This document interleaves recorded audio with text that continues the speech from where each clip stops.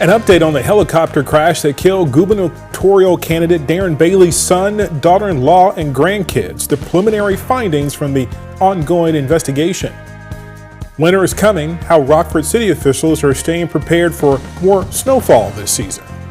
And Winnebago County Animal Services says it's reached maximum capacity, the reduced fee adoption event aimed at helping adopt cats. Live from WTVO 17. This is Eyewitness News at 5. Good evening, everyone. Happy Friday. I'm Wendell Edwards. We thank you for being here. Mimi is off tonight. Tonight at 5, we have an update on that deadly helicopter crash that killed the son of Illinois gubernatorial candidate Darren Bailey. The National Transportation Safety Board, or NTSB, released a preliminary report on that crash that also killed his daughter-in-law and 2 grandchildren. His third grandson was not on board.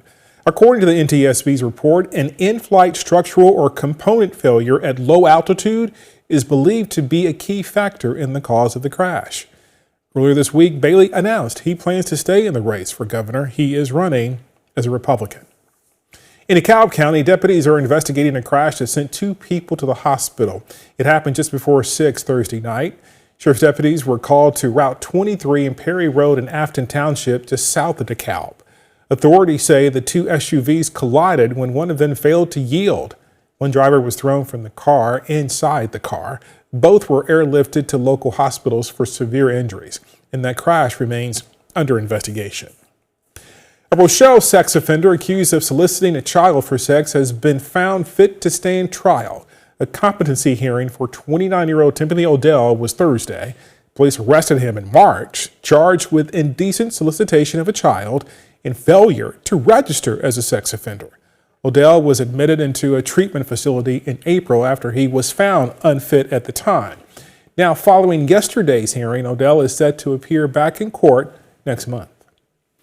The sale of synthetic opioid could be soon banned in Rockford. The city's Code and Regulation Committee recommended the approval of an amendment to ban the sale of products with 7-hydroxymetragenine, or 7-OH. The drug, derived in part from the kratom plant, is sold in products such as tablets, gummies, and shots. Earlier this year, the FDA recommended adding 7-OH to the Schedule I drug list, which would label it as highly addictive and having no accepted medical use. The ordinance will be voted at full council on Monday. Illinois lawmakers say the EPA, the Environmental Protection Agency, withheld billions in funding for lead pipe replacement. Illinois ranks second nationwide for the amount of old lead pipes it has. The EPA rule requires communities to replace those pipes in the next decade, but many communities don't have the money to do it right away. Cities across the state have spent years now slowly replacing lead service lines. Lawmakers like Representative Raja Krishnamurthy are worried if funds continue to be withheld, work will cease, exposing even more Illinoisans to lead contamination. But the fact of the matter is that we have lead leaching into our water every single day in all of our communities to the extent we have lead service lines. So we got to stop that now. The EPA has not yet commented on the delay in funding. The city of Rockford is looking ahead to the winter season. Even though we've already had snow, they're looking at what other snow may come this season. City officials gave a preview to a snow winter operation. Today, this included showing off their fleet of snowplows. Preparations including making sure equipment is functioning properly and keeping street salt levels stocked. Officials actually tell us, though, the work already has been underway for months. So our planning for that starts, at the end of summer, typically. And we have all that finalized by now. But really then it's, starting to get into the fleet, the equipment. Let's check our salt, supplies of what we have on hand right now, which we are packed full. So it's an all year operation. The city is also reminding residents of snow emergencies. Odd even parking restrictions are in effect during this time to allow plows space to clear streets. The city of Beloit also looking ahead to winter. Officials added 2 new snowplows to their fleet, and the Department of Public Works is asking local students to name them. Anyone 18 and younger encouraged to submit their name for a family-friendly name. The deadline is December 1st. The city will then select a group of finalists to be voted on by the community. You can find a link to the submission process on the City of Beloit's website. Tonight in Freeport, an agency is trying to find home care workers amid a national wide shortage. Comfort Keepers Freeport hosted a job fair today searching for qualified applicants. It's looking to serve seniors in their home in the Stevenson County area. Employers, though, are struggling to fill this shortage. The Bureau of Labor Statistics projects that the number of vacancies for home health aides will increase by 37% in the year 2028. I do feel like it's flexible and it works into people's schedule. Not only that, you get so much out of it caring for a senior. So there's a lot of love involved and companionship. Organizers say no experience is required for this job, but any background in nursing is a plus. A local animal shelter is holding an adoption event this weekend. It's the Winnebago County Animal Services Fall for Feline event. Tomorrow, all kittens are available for adoption at $50, while adult cats are $10. The center reopens at 11 tomorrow morning. The event comes as the center announced it reached maximum capacity at more than 110 cats this week. For more information, you can head to the Animal Services website, county's Animal Services website. We are looking for remarkable women. Our contest is back for another year. We're honoring women who have influenced our community. To nominate someone remarkable in your life, head to our website, mystateline.com, and click on Remarkable Women 2026 under the Community tab. Nominations will run through December 19th. The local winner this year wins a trip to Nashville, and we'll announce our Remarkable Women winner in March. Today is National Pickle Day, and if you love pickles, health experts say you have even more reason to enjoy them. According to a registered dietitian with the Cleveland Clinic, vitamin A supports vision and immune health, and vitamin K is good for your bones and heart.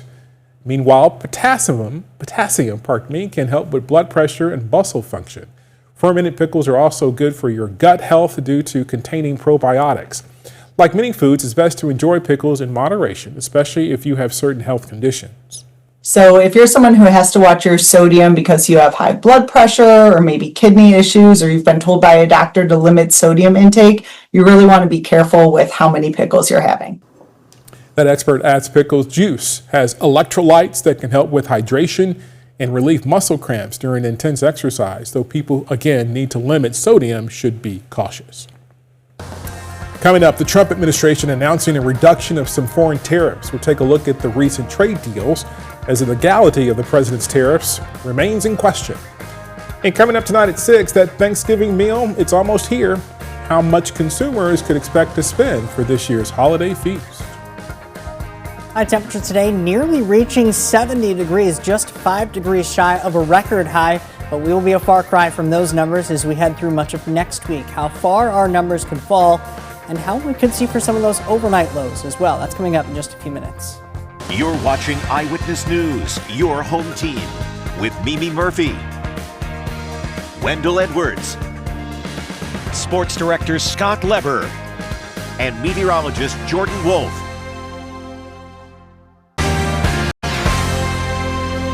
The White House has announced reductions to some tariffs. The Trump administration says it has reached a deal with Switzerland. Meanwhile, tariffs on some food imports from 4 Latin American countries have been eliminated. Kristen Eskow has the latest. The White House says it has reached a trade deal with Switzerland, slashing the tariff on Swiss imports from 39% to 15%. U.S. Trade Representative Jamieson Greer says the agreement will reduce the nation's trade deficit in the pharmaceutical industry and others. There's a lot of gold smelting that goes on in Switzerland, and there's at least one Swiss company that has committed to put their gold smelting operation right here in the United States. The deal comes a day after the White House reached framework agreements with 4 Latin American countries to lower tariffs on goods like coffee, bananas, and cocoa. We've started to reshape the global trade system in a way that we think is better for America. Critics of President Trump's tariffs argue they're being passed on to consumers and say Americans are paying higher prices as a result. We've seen coffee prices go absolutely through the roofs. And to me, that's a real implicit recognition from this administration, similar to what happened last month with beef prices. Brandon Arnold helps run the National Taxpayers Union. He argues the Trump administration's trade policy has done more harm than good. There have been some positives that we've gotten through these trade deals, but we're paying a pretty steep price here. The legality of the president's tariffs remains in question. The Supreme Court is considering whether the Trump administration needs approval from Congress. The president has called it one of the most important cases in history. In Washington, I'm Kristen Escal. It was a mildly warm Friday and sunny as well. When we return, meteorologist Jordan Wolf lets us know if we should expect these temperatures to blend over into the weekend. His full forecast is next.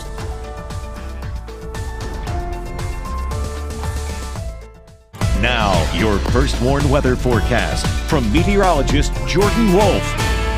As warm as it was today, we started out the week on a very cold note. Temperatures were even nearly 20 degrees below average. Since then, we've steadily climbed day after day from the low 30s Sunday and Monday to the upper 60s today, 20 degrees above normal for this time of year. And in many spots, those temperatures are still in the 60s here, even late into the afternoon and early evening. 65 in Sterling, 66 Dixon, 60 degrees in Freeport, 62 Rockford, 56 now in DeKalb. Weather watcher Gene, also near the DeKalb area, reporting 62 degrees, 53% humidity, and a 7-mile-per-hour wind. But one thing to note is that it hasn't been very humid today, but you have likely noticed an increase in that moisture. Those dew points not nearly as dry as they were to start out the day or they were in days prior. Dew point values now sitting in the 50s for many of us.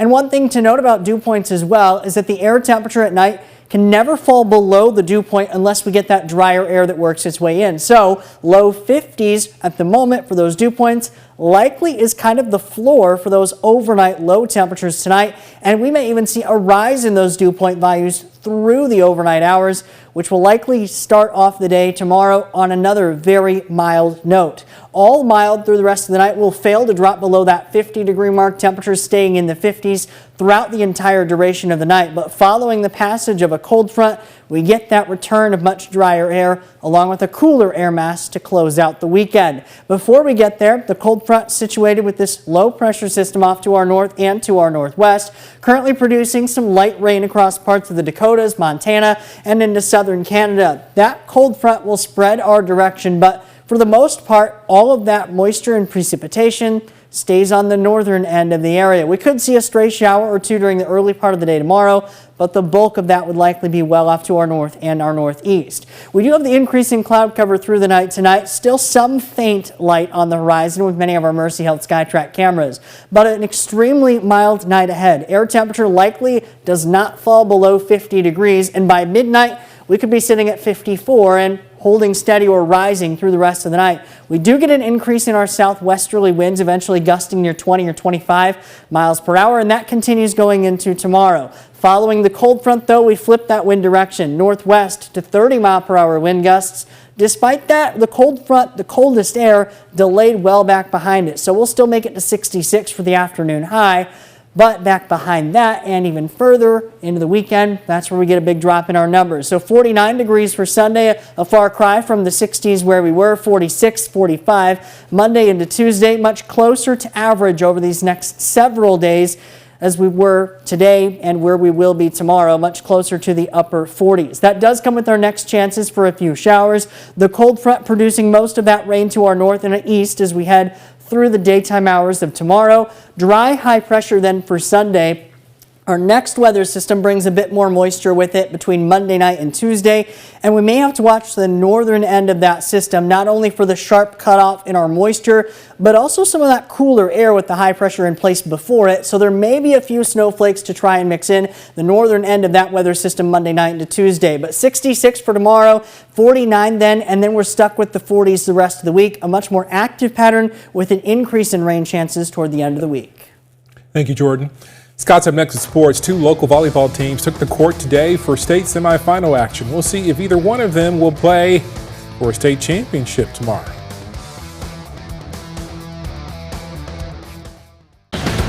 Now sports with sports director Scott Lever. Rockford Christian's volleyball team has been on a historic run this season, winning the school's first sectional championship and first super sectional championship. With the Royal Lions, we're hoping for more. They took the court today at Illinois State University for a state semifinal game in Class 2A. and took on Columbia High School, which is south of St. Louis. Columbia came in with a record of 36-1. Opening set, RC's Maddie Anspaugh gets on the board with a block. Devin Turner going to follow that up with a kill, but Columbia took the first set 25-18. In the second set, Columbia came out on fire. They scored the first 11 points. RC kept battling though. Turner elevates and gets a kill. And then Julia Irvin will set up Tegan Lawver. Tegan has herself a kill, but Rockford Christian lost the match 25-18, 25-8. They will play in the third place game tomorrow. In Class 1A, the Stockton Blackhawks took the court for a state semifinal game. They took on North City Omaha. Opening set action, Ireland Mensendijk going to put one down for a Stockton point. Setter Kadra Wright will dump one over the net. That's another point. But North City would claim this next point and the first set 25-17. The Blackhawks, no problem. They just shook that off after a quick huddle. They're going to set up sophomore Sadie Johnson for a kill. Johnson had a great match with 14 kills. Then Taylor Haas uses her hammer as she had 9 kills. Stockton won the match in 3 sets, 17-25, 25-23, 25-13. So Stockton will play for the state championship tomorrow morning against Cissna Park. Good luck to the Blackhawks tomorrow. Now tonight, Belvedere North's football team will take the field at Cary Grove for quarterfinal playoff action. I'll have highlights here at 10 o'clock. We'll be right back. Extremely mild night tonight on the First Warn Interactive Radar from Rockford Glass & More. An increase in cloud cover along with an increase in our dew points will keep our temperatures in the 50s throughout the entire duration of the night and could even be pushing close to 60 by sunrise tomorrow morning. Mid-60s again for tomorrow's afternoon high, but a passing cold front will bring us down to the 30s for the overnight and will only rebound to 49 for Sunday. 40s the rest of the week, increase in rain chances gradually, highest toward the end of the week.